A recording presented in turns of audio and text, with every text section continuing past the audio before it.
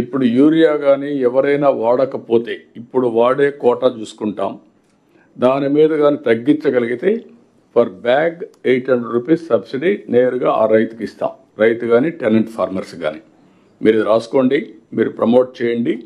800 rupees for bag urea వాడకుండా కానీ తగ్గించుకోగలిగితే consumption ప్రస్తుతం ఉండదానిపైన కదా Rajasekhar, as on today demand పైన sir 800 rupees subsidy PM Pranam. Yes yes ఇప్పుడు ప్రస్తుతం వాడేదే కదా.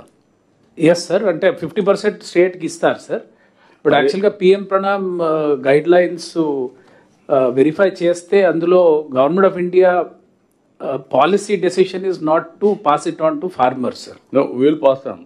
ఓకే సార్, స్టేట్కి వస్తుంది, state will pass on to them. ఇన్ఫ్రాస్ట్రక్చర్కి వాడుకోమని మనం వాడుకుందాం, మనం ఇది ఇస్తే వాళ్ళకి బెనిఫిట్ వస్తుంది, ఎస్ సార్, మోటివేషన్ వస్తుంది. That is where government, Andhra Pradesh government to that extent will give it to them. Yes sir.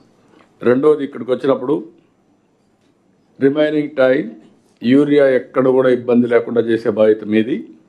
ఎప్పటికప్పుడు సప్లై చేస్తున్నాం, అది అవైలబిలిటీలో పెట్టాలి.